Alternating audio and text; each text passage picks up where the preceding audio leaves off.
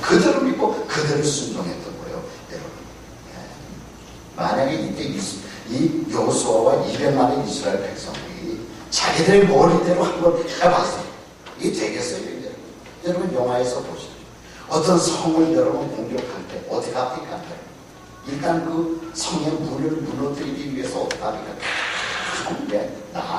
나무를 막 군사들이 막 몇십 명이 밀고 와서 쾅쾅 해주듭니다. 숱한 사닥다리를 거기다 걸고 막 올라가다가 떨어져 죽고 밑에서 화를 쏴대고요, 여러분 창을 던지고요. 인간적인 방법은 그 방법 동원해서 봐야 돼요. 여러 성이 함락이 되겠어요. 함락 안 됩니다. 숱한 사람만 죽지 함락이 안 된다니까. 그냥 고생만 하다가 끝났을 거예요. 사랑하는 여러분, 오늘날 수많은 하나님의 백성들이 왜 전능하신 하나님을 믿으면서도 고생하다가 인생을 끝마치는 이유가 어디냐 여러분. 우리가 믿는 하나님은 전지전능하신 하나님이잖아. 온 우주를 창조하신 하나님인데 그 하나님을 아버지를 섬기면서 고생만 하다가 살다가 이 인생을 마치는 이유가 어디 있냐 여러분. 그 이유는 하나님의 말씀을 순종하며 하나님의 말씀대로 살자. 자기 머리대로 살니까 그런 거예요. 머리대로.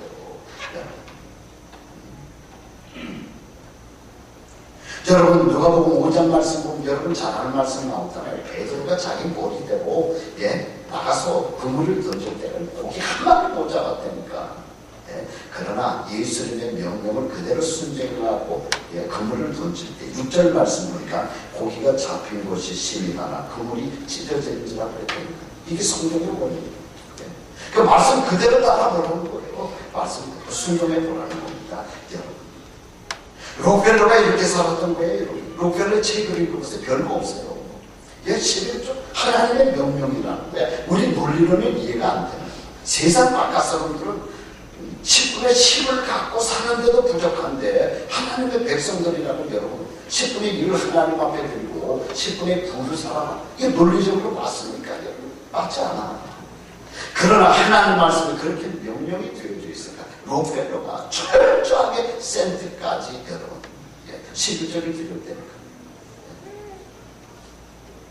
1995년 그러니까 지금부터 15년 전에 내가 기록을 하고 있어요. 그 당시에 물론 록펠러의 그 후손들이 지금 회사를 경영하고 있습니다만은 그 당시에 15년 전에 11조 계산하는 CPA만 40명이었던 지금 아마 더 늘었겠죠.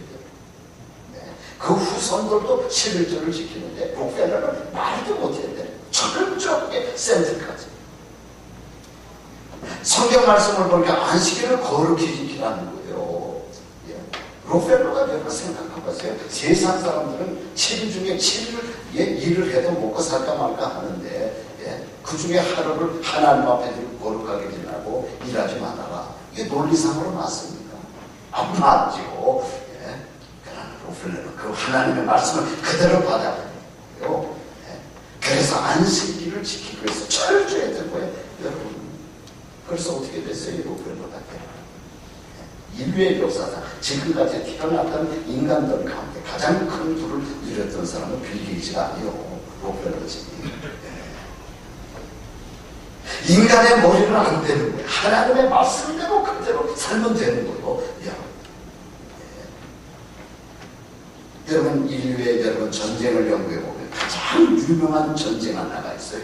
그 전쟁은 6.1 전쟁이라고 해요. 여러분 우리 한국 전쟁도 있었고 베트남 전쟁도 있었고 요 얼마 전에 아프가니스탄의 전쟁도 있었고 지금 이라크 전쟁도 있지만 숱한 전쟁이 있었지만 인류 역사상 전쟁들 가운데 최고의 전쟁은 6.1 전쟁이다. 보통 전쟁 전문가들이 그렇게 얘기를 합니다. 여러분 6.1 전쟁이 뭡니까? 여러분 아시죠? 1967년 6월달 300만 이스라엘 백성들하고 3억의 아랍 사람들이 붙었어요. 300만 대 3억의 100대 1이요. 100대 1. 모든 세계 사람들 좀 게임도 안 된다고 해서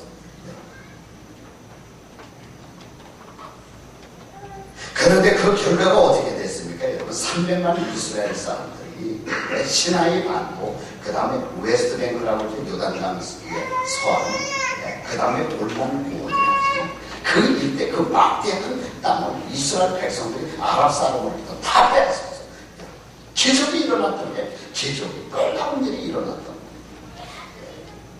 그렇다면 여러분 어떻게 해서 죽일 전쟁입니까? 여러분 왜 죽일 전쟁이라고 해요?